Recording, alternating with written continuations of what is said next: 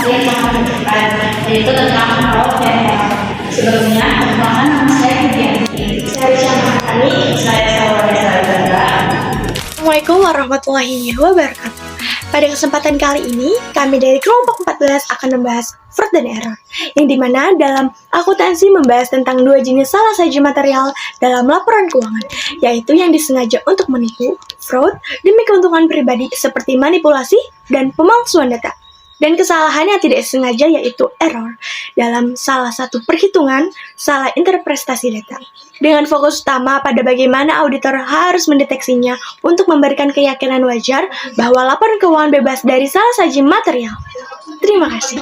Berikut ini adalah pembahasan kami semua. Belakang. Laporan keuangan merupakan sarana utama yang digunakan oleh manajemen, investor, kreditur, pemerintah, dan pihak lainnya dalam menilai kondisi keuangan serta kinerja suatu perusahaan.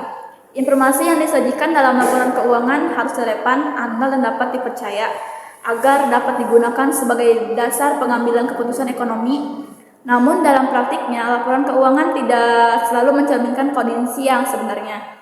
Hal ini disebabkan oleh adanya risiko salah saji yang berasal dari fraud dan error. Fraud dan error menjadi permasalahan yang serius karena dapat menurunkan kualitas informasi keuangan serta merugikan berbagai pihak yang berkepentingan. Oleh karena itu, pemahaman mengenai fraud dan error sangat penting, khususnya dalam bidang auditing agar risiko salah saji dalam laporan keuangan dapat diminimalkan. Tujuan dari pembahasan ini adalah untuk memberikan pemahaman yang lebih mendalam mengenai konsep fraud dan error dalam konteks auditing. Selain itu, pembahasan ini bertujuan untuk menjelaskan perbedaan antara fraud dan error, mengidentifikasi jenis-jenis dan penyebab error, serta memahami dampak yang ditimbulkan oleh fraud dan error terhadap organisasi. Dengan memahami tujuan tersebut, diharapkan pembaca dapat meningkatkan kesadaran akan pentingnya pencegahan dan pendeteksian fraud dan error guna menjaga keandalan laporan keuangan serta meningkatkan kepercayaan para pemangku kepentingan. Fraud adalah tindakan kecurangan yang dilakukan secara sengaja oleh individu atau kelompok dengan tujuan memperoleh keuntungan pribadi atau kelompok melalui cara-cara yang melanggar hukum, etika, dan peraturan yang berlaku. Tindakan fraud umumnya melibatkan manipulasi data, pemalsuan dokumen, penyalahgunaan wewenang, serta penghilangan informasi penting yang seharusnya disajikan dalam laporan keuangan. Fraud biasanya direncanakan dengan matang dan disertai upaya untuk menutupi atau menyembunyikan perbuatan tersebut agar tidak mudah terdeteksi. Dalam konteks auditing, fraud merupakan risiko utama yang dapat menyebabkan salah saji material dalam laporan keuangan dan menurunkan tingkat kepercayaan penggunaan laporan keuangan. Berikutnya ada definisi error. Error adalah kesalahan yang terjadi tanpa adanya unsur kesengajaan dan tidak disertai niat untuk menipu atau memperoleh keuntungan pribadi. Error umumnya disebabkan oleh kelalaian, kurangnya ketelitian, keterbatasan pengetahuan, kesalahan perhitungan, atau kekeliruan dalam penerapan prinsip dan standar akuntansi. Meskipun tidak dilakukan secara sengaja, error tetap dapat menyebabkan salah saji dalam laporan keuangan dan berpotensi menyesatkan pengguna laporan keuangan. Oleh karena itu, error juga perlu mendapatkan perhatian serius dalam proses penyusunan dan pemeriksaan laporan keuangan. Berikutnya juga ada jenis-jenis fraud. Menurut Association of Certified Fraud Examiners atau yang disebut ACFE, fraud dapat diklasifikasikan ke dalam 3 jenis utama. Jenis pertama adalah kecurangan laporan keuangan, yaitu tindakan manipulasi laporan keuangan yang dilakukan dengan tujuan menyesatkan pengguna laporan keuangan.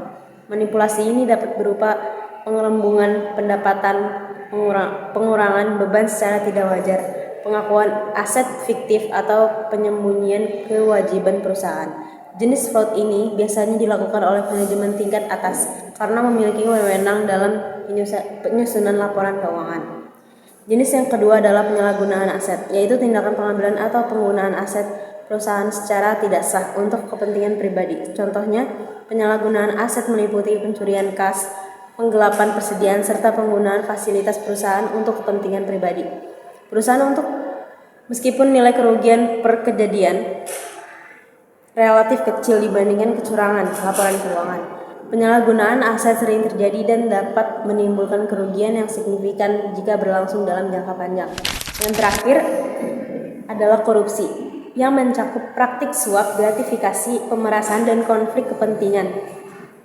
Korupsi umumnya terjadi ketika seorang menyalahgunakan jabatan untuk memperoleh keuntungan pribadi dengan merugikan organisasi. Jenis fraud ini tidak hanya menimbulkan kerugian finansial, tapi juga merusak integritas dan citra organisasi secara keseluruhan. Penyebab terjadinya fraud. Penyebab terjadinya fraud umumnya dijelaskan melalui konsep fraud triangle yang terdiri dari 3 faktor utama, yaitu tekanan, kesempatan, dan rasionalisasi. Faktor tekanan berkaitan dengan kondisi atau situasi yang mendorong seseorang untuk melakukan kecurangan, seperti masalah keuangan pribadi, tuntutan gaya hidup, atau tekanan pekerjaan. Tekanan ini membuat individu terasa mendorong untuk mencari jalan pintas guna memenuhi kebutuhannya. Faktor kesempatan ini muncul ketika terdapat kelemahan dalam sistem pengendalian internal, seperti kurangnya pengawasan, tidak adanya pemisahan tugas, atau lemahnya produser otorisasi. Kesempatan ini memberikan peluang bagi individu untuk melakukan fraud tanpa mudah terdeteksi. Faktor rasionalisasi merupakan proses pembenaran yang dilakukan oleh pelaku fraud untuk menjustifikasi perbuatannya.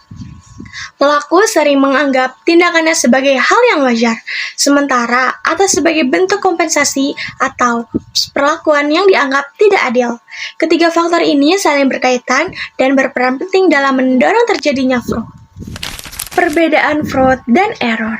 Perbedaan utama antara fraud dan error terletak pada unsur niat dan kesengajaan. Fraud dilakukan secara sengaja dengan tujuan tertentu, sedangkan error dilakukan tanpa adanya niat untuk menipu. Dari sisi polanya, terjadi fraud biasanya dilakukan secara sistematis dan direncanakan, sedangkan error cenderung bersifat tidak terencana dan terjadi karena kelalaian. Dari sisi dampak, fraud umumnya menimbulkan dampak yang lebih besar, seperti kerugian finansial yang signifikan, rusaknya reputasi organisasi, serta sanksi hukum. Sementara itu, error meskipun dampaknya relatif lebih kecil, tetap dapat menurunkan keandalan laporan keuangan dan mempengaruhi kualitas pengambilan keputusan.